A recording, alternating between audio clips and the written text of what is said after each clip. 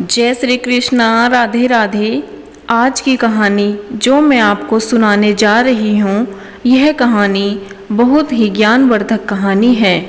जो लोग इस कहानी को पूरे मन और दिल से सुनेंगे, उसके घर में कभी भी कोई कलेश उत्पन्न नहीं होगा। उसके घर में हमेशा सुख और शांति बनी रहेगी। उसके घर में माता लक्ष्मी का आगमन रहेगा। यह तो आपने सुना ही होगा कि जिसके घर में रोज झगड़े होते हैं और रोज कलेश रहता है, उस घर में कभी भी कोई बरकत नहीं रहती है। अर्थात उसके घर में कभी भी माता लक्ष्मी का आगमन नहीं होता है। और जिसके घर में सुख और शांति बनी रहती है, वहाँ कभी भी कलेश उत्पन्न नहीं होता है। अर्थात लड़ाई झगड़े नहीं होते हैं। जहाँ कलेश उत्पन्न होते हैं, लड़ाई झगड़े उत्पन्न होते हैं, वहाँ माता लक्ष्मी का कभी भी वास नहीं होता है। वहाँ पर दुख और दरिद्रता का निवास होता है। हो सके तो इस कहानी को पूरा सुने। यह कहानी आपके जीवन में बहुत सारी सीख देगी। यह बहुत ही ज्ञानवर्धक कहानी है, इसे जरूर सुने। एक मोर और मोरनी की। इससे पहले कि आप हमारी कहानी में खो जाएं, चैनल को सब्सक्राइब करना ना भूलिए। कहानी शुरू करते हैं। एक जंगल में एक मोर और मोरनी रहती थी। मोर और मोरनी बहुत ही हंसी खुशी जंगल में रहा करते थे। एक दिन मोरनी मोर से कहती है कि पिया जी, हमें यहाँ से चलना चाहिए। हमें वहाँ जाना चाहिए जहाँ हमारे समाज के लोग रहते हैं। मोर कहता है, हम वहाँ चलेंगे तो लड़ाई झगड़े होंगे। हम दोनों इसी जंगल में कितने सुकून से रहते हैं, हमें वहाँ जाने की क्या ज़रूरत है। लेकिन मोरनी जिद करने लगी और मोर भी मान जाता है और वे दोनों उड़कर एक नगर में आ जाते हैं। कुशीनगर का राजा पशु पक्षियों की भाषा को आसानी से समझता था। उस राजा ने करा शास्त्र की पढ़ाई की थी। करा शास्त्र का मतलब यही होता है कि पशु पक्षियों की भाषा को समझ पाना। वह राजा सभी प्रकार के पशु पक्षियों की भाषा समझ लेता था। दोनों मोर और मोरनी कुशीनगर में आ जाते हैं। एक दिन की बात है। राजा अपनी रानी से कहता है कि रानी, मुझे बहुत तगड़ी भूख लगी है, आप मुझे भोजन करा दीजिए। राजा की रानी 36 प्रकार के भोजन बना करके एक हाथ में पानी का लोटा और दूसरे हाथ में खाने की थाली लेकर राजा के पास पहुंचती है। रानी जैसे ही भोजन की थाली राजा के समक्ष रखती है, तो यह चावल का टुकड़ा नीचे गिर जाता है। वहीं पर कुछ चींटियां घूम रही थी। एक चींटी चावल के टुकड़े को लेकर वहां से जाने लगती है। राजा बैठा इस घटना को देख रहा था और चींटी के पास में तुरंत ही एक बड़ा चींटा आता है और वह चींटा चींटी से कहता है, ये चावल का टुकड़ा मुझे दे दीजिए और पूजा की थाली से दूसरा चावल का टुकड़ा लेकर आओ। उनकी बातों को राजा तो पूरी तरह से सुन रहा था, क्योंकि राजा जानवर पशु पक्षियों की भाषा को आसानी से समझ सकता था। तो राजा वही बैठा सुन रहा था कि चींटा चींटी से क्या बात कर रहा है। चींटी चींटा से कहती है कि मैं नहीं जाऊंगी। अगर यह बात राजा को पता चल जाएगी तो राजा मुझे मार देगा। फिर चींटा चींटी से कहता है कि तुम जाओ, राजा को नहीं पता चलेगा। चींटी फिर जाने की कोशिश तो करती है, लेकिन आधे रास्ते से वापस चली आती है।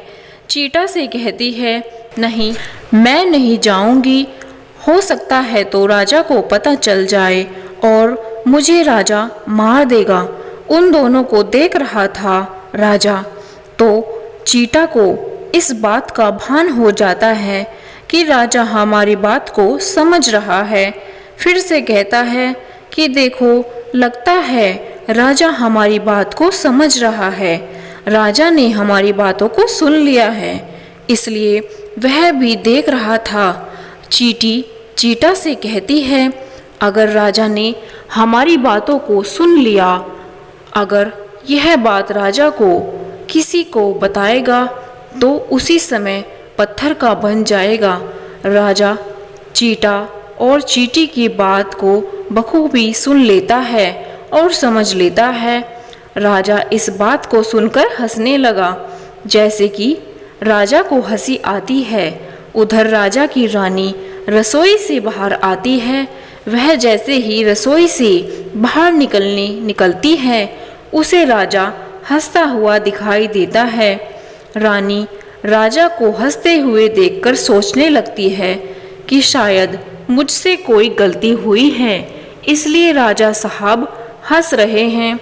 रानी राजा के पास आती है और कहती है, महाराज, क्या मुझसे कोई गलती हुई है कि आप मुझे इतनी जोर से हंस रहे हैं? राजा रानी से कहता है कि नहीं नहीं, ऐसी कोई बात नहीं है, मुझे बस यूं ही हंसी आ गई। रानी जिद करने लगती है और कहती है, मुझे आपको यह बताना पड़ेगा कि आप क्यों हंस रहे थे। राजा बार बार मना करता है, क्योंकि राजा को पता था, क्योंकि चींटी ने कहा है कि अगर मैं चींटी वाली बात किसी को बताऊंगा तो मैं पत्थर का बन जाऊंगा। इसलिए राजा रानी को यह बात नहीं बताना चाहता था। लेकिन रानी बार बार जिद करती है और कहती है कि आपको मुझे ये बताना ही पड़ेगा कि आप क्यों हंस रहे थे। अगर आप मुझसे सच्चा प्रेम करते हैं, अगर आप मुझे अपना समझते हैं, तो आपको ये बताना ही पड़ेगा कि आप क्यों हंस रहे थे। अब राजा बड़ा ही धर्म संकट में पड़ जाता है। राजा सोचता है, यह बात रानी को बताऊंगा तो मैं पत्थर का बन जाऊंगा, और फिर सोचता है कि मैं अगर नहीं बताऊंगा तो रानी का विश्वास खत्म हो जाएगा। रानी बहुत जिद करने लगी और कहते हैं, तेरा हट और बारह हट बहुत तगड़ी होती है, इन दोनों हट से बच के रहना चाहिए। रानी के 13 हट के सामने राजा को झुकना पड़ता है और राजा रानी से कहता है कि ठीक है, अगर यह बात मैं आपको बताऊंगा तो बाद में आपको पछताना पड़ेगा। कहती है, आप ही तो कह रहे थे कि कोई बात नहीं है, और अभी आप मुझसे कह रहे हैं कि पछताना पड़ेगा, कि जरूर कोई तगड़ी बात है। रानी को और ज़्यादा जिद करने लगती है। तब राजा कहता है, ठीक है, अगर आप नहीं मान रही तो चलिए मैं किसी जंगल में यह बात बताऊंगा। राजा रानी रथ पर सवार होकर एक जंगल में निकल जाते हैं। जैसे ही वहाँ घनघोर जंगल में पहुँचते हैं, तब राजा सारी बात रानी को सुनाने लगता है। जैसे ही राजा थोड़ी थोड़ी बात रानी को सुना देता है, तो राजा धीरे धीरे पत्थर का बन जाता है। जैसे राजा आधी बात रानी को सुना देता है, राजा आधा पत्थर का हो जाता है। फिर रानी से कहता है, मैं धीरे धीरे पत्थर का बनता जा रहा हूँ, बाद में बहुत पछताओगे। रानी कहती है कि हे राजा साहब, थोड़ी सी बात बची है, आप उसे भी सुना दीजिए। राजा पूरी बात बता देता है और राजा पत्थर का बन जाता है। रानी की जिद के कारण राजा पूरा पत्थर का बन जाता है। रानी रोने लगती है। रानी उस पत्थर को हिलाने की बहुत कोशिश करती है, लेकिन भारी भरकम पत्थर को कैसे हिला पाती, क्योंकि राजा बहुत ही भारी था। राजा पत्थर का बन चुका था और रानी सिर पटक पटक कर रो रही थी, छाती पीटती है, विलाप करती है और किसी जीव जंतु से सहायता की गुहार करती है। ये सब दृश्य वहाँ बैठे मोर और मोरनी देख रहे थे। रानी को देखकर मोर और मोरनी को दया आ जाती है। मोर मोरनी से कहता है कि यह होता है तेरा हट। आपके इस तेरा हट की वजह से हम जंगल में कितना खुशी खुशी रहा करते थे, वहाँ से हम यहाँ चले आए। मोरनी मोर से कहती है कि प्रिय, यह रानी बहुत दुखी हो रही है, हमें इसकी सहायता जरूर करनी चाहिए। यह इतना विलाप कर रही है, हम ज़्यादा तो सहायता नहीं कर सकते, लेकिन कम से कम इसको धीरज तो दे सकते हैं, यानी इसको विश्वास हो हम दिला सकते हैं। यही सोचकर मोर और मोरनी रानी के पास चले जाते हैं और जाकर रानी से कहते हैं कि रानी साहिबा, जो हुआ वह तो बहुत गलत हुआ, लेकिन आप जरा धीरज रखिए, अपने आप को थोड़ा संभालिए। आपके पीछे पूरा राज्य है, राजा तो पत्थर का हो चुका है, अब आपकी राज्य का कारोबार आपको ही संभालना है। रानी मोर मोरनी की बात सुनने के बाद कहती है कि भाई मोर मोरनी, मैं अपने आप को कैसे संभालूं, क्योंकि अब तो मेरा सारा संसार उजड़ गया है, क्योंकि मेरा पति परमेश्वर पत्थर का हो चुका है। अब मैं क्या करूं?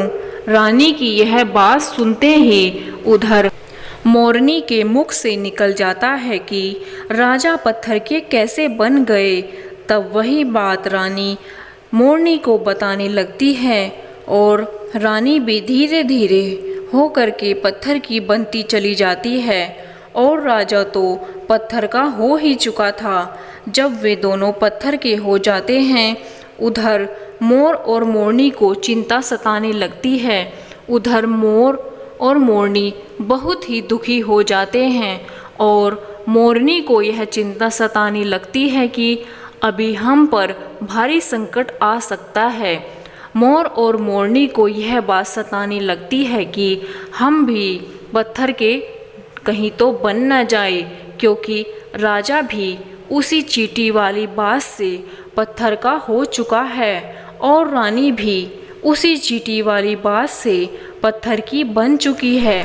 और मोर मोरनी से कहता है कि हम पर भी यही खतरा मंडरा रहा है, क्योंकि इस तरह की कोई भी बात नहीं है जो तुम्हारे मुंह में रह सके। मोरनी कहती है कि हम यहाँ से दूर चले जाते हैं। मोर कहता है दूर जाने से क्या फ़ायदा, धरती के किसी भी कोने में हमारा पीछा नहीं छूटेगा, यह खतरा तो हमेशा हमारे ऊपर मंडराता रहेगा। अगर जाने अनजाने में भी हमारे मुंह से निकल गई तो हम भी पत्थर के बन जाएंगे। इसी बात को लेकर मोर और मोरनी बहुत दुखी हो जाते हैं। रात दिन वे यही सोचकर न तो भोजन करते हैं और न चैन से सो पाते हैं। दिन उनको यही दुख सताता है कि कहीं हमारे मुख से निकलकर ये बात ना जाए। यदि हमारे मुंह से यह बात भूलकर भी निकल गई तो हम दोनों पति पत्नी पत्थर के बन जाएंगे। यही सोचकर और दिमाग लगाया कि यदि मैं सारी चींटियों को ख़त्म कर दूं तो यह सब खत्म हो सकता है, क्योंकि सारा करा धरा चींटियों का है। मोर मोरनी से कहता है अगर हम दृष्टि से सभी चींटियों को खत्म कर दे तो यह सब संकट समाप्त हो जाएगा। मोर मोरनी इस बात से राजी हो जाते हैं और सभी चींटियों को मारकर खाना शुरू कर देते हैं। मोर और मोरनी का इतना आतंक हो गया था कि सभी चींटियां डर के मारे बिल के अंदर जाकर छिप गई और मोरनी ऐसी निगरानी रखते थे कि कहीं भी चींटी दिखती थी तुरंत दबोच लेते थे। कोई भी चींटी मोर और मोरनी के इस आतंक की वजह से बाहर नहीं आ रहे थे। सभी चींटियों ने जमीन के अंदर अपना बिल बनाना शुरू कर दिया और जमीन के अंदर जाकर बैठ जाते हैं। काफ़ी समय बीतने के बाद चींटियों को भूख सताने लगी, क्योंकि भोजन तो दिन में मिलता नहीं, भोजन तो बाहर ही मिलता है। जैसे भोजन लेने के लिए चींटी बाहर आती है और उसे तुरंत दबोच लेता है और उसे जान से मार देता है। एक चींटा और चींटी भोजन के मारे तड़पते हुए श्री हरि विष्णु का जोरदार भजन करने लगे। भक्ति करते करते उन्हें यह भी मालूम नहीं था कि वह कहाँ है कहाँ नहीं। वह घोर तपस्या में लीन हो गए। अंत में जाकर श्री हरि विष्णु उन्हें दर्शन देते हैं और भगवान विष्णु कहते हैं कि चींटा और चींटी जो तुम्हें मांगना है मांग सकते हो। हम तुम्हारे भक्ति से प्रसन्न हैं, क्योंकि चींटा और चींटी ने निरंतर भक्ति की थी और न ही कोई जल ग्रहण किया था, और इसलिए भगवान विष्णु बहुत जल्दी प्रसन्न हो गए। वहाँ चींटा और चींटी न जाने कितने दिनों से भूखे और प्यासे थे। दोनों एक ही बात कहते हैं कि हे प्रभु, अगर आप हमें वर देना चाहते हैं तो हमारे पेट में गांठ लगा दीजिए। उन्होंने सोचा, अगर हमारा पेट ही नहीं होगा तो हम बाहर क्यों जाएंगे और मोर और मोरनी हमें नहीं खा सकेंगे। इसलिए उन्होंने मांगा कि हे प्रभु, हमारे पेट में गांठ लगा दीजिए। भगवान विष्णु कहते हैं तथास्तु, और चींटियों के पेट में गांठ लग जाती है। आज भी उन चींटियों के पेट में गांठ लगी हुई है। अब उनके पेट नहीं है। फिर चींटा और चींटी भगवान विष्णु से कहते हैं कि हे प्रभु, हमारे पेट में गांठ तो लग गई, लेकिन अब भी हमें मोर और मोरनी से खतरा है और मोर और मोरनी हमारे इंतजार में अभी भी ऊपर जमीन पर बैठे हुए हैं और वे लोग हमारे जैसे ही दिखेंगे हमें वे तुरंत मार देंगे। भगवान विष्णु चींटा और चींटी मोर के सामने लाते हैं। भगवान विष्णु मोर और मोरनी से कहते हैं कि अब से तुम चींटियों का शिकार करना बंद कर दो। इसमें चींटियों का कोई दोष नहीं है। जो दोषी था वो राजा था, क्योंकि राजा ने करा शास्त्र की पढ़ाई की थी, इसलिए वह सभी जीव जंतु की भाषा को समझने में सक्षम था। इसके साथ साथ वही भाषा को समझता था और अपना रूप बदलने में भी वह सक्षम था। उन पशु पक्षियों का स्वरूप धारण किया करता था, और जब वह राजा रूप धारण करता था तब पशु पक्षियों के साथ गलत काम भी किया करता था। और जब वह पशु पक्षी गर्भ धारण करते थे तो उन्हें छोड़कर इंसान बन जाता था, और फिर ऐसी पशु पक्षियों पर वह जोर जोर से हंसता था। उसकी इसी मूर्खता के कारण आज यह राजा पत्थर का बना पड़ा है। मोर और मोरनी कहते हैं, उसकी रानी का क्या दोष है। श्री हरि विष्णु कहते हैं कि उनकी पत्नी भी उनके इस पाप में भागी है, क्योंकि उनकी पत्नी अगर उनको रोकती तो वह इतना बड़ा पाप नहीं करते। इसलिए उनकी रानी भी एक पाप की भागीदार, इसलिए आज वह पत्थर की बन चुकी हैं। श्री हरि के कहने के बाद मोर उनसे कहता है कि हे प्रभु, अगर इस बात को हम किसी और से कहें जो कि रानी ने मुझे सुनाया, तो क्या हम पत्थर के बन जाएंगे। श्री हरि विष्णु कहते हैं कि तुम्हारा यह श्राप समाप्त हो चुका है। तुम्हें किसी के कहने पर कोई फर्क नहीं पड़ेगा। आप किसी से भी कह सकते हैं। तुम्हारे ऊपर से खतरा टल चुका है। मोर और मोरनी प्रसन्न हो जाते हैं। श्री हरि अंतर ध्यान, और मोर खुशी के मारे जोरदार नाचने लगता है। उसकी खुशी का आज कोई ठिकाना ही नहीं था। खुशी के मारे नाचते नाचते अपने पैरों की ओर देखता है। तभी मोर देखता है कि उसके पूरे शरीर से बदसूरत उसके पैर लग रहे हैं, और मोर सोचने लगा कि मेरे पैर इतने बदसूरत क्यों लग रहे हैं। मेरे पैरों के फटने का क्या कारण है।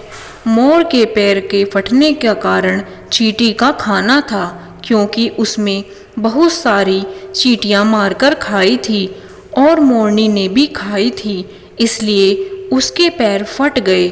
आज भी अगर कोई इंसान चींटी खाता है तो उसके शरीर में छोटे छोटे दाने बन जाते हैं। यदि आप ज़्यादा मात्रा में चींटी खाओगे तो आपका बदन भी फटने लगेगा। इसी तरह मोर के पैर भी फट गए थे, बदसूरत हो गए थे।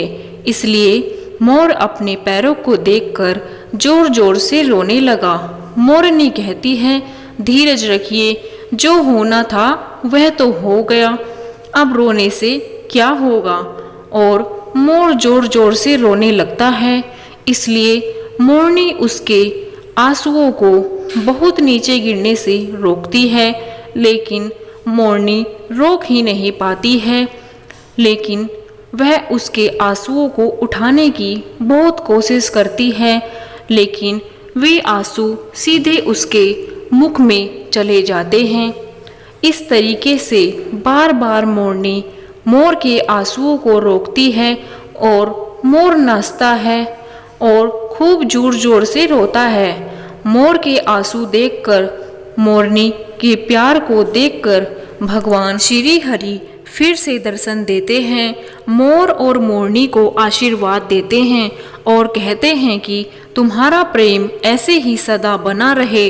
इस आशीर्वाद की वजह से जब भी मोर नाचता है और मोर के आंखों से आंसू गिरते हैं, मोरनी उनको छुपाती है और उसी आंसू के कारण मोरनी गर्भवती हो जाती है।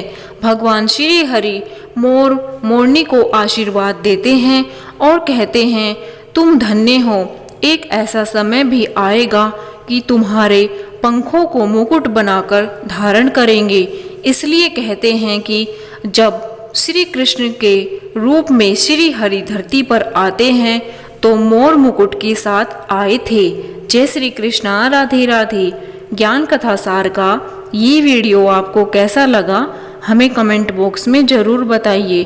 अगर आपको हमारे चैनल की ये कहानी पसंद आई है तो हमारे चैनल को सब्सक्राइब करें और अपने परिवारजनों के साथ ज़रूर शेयर करें।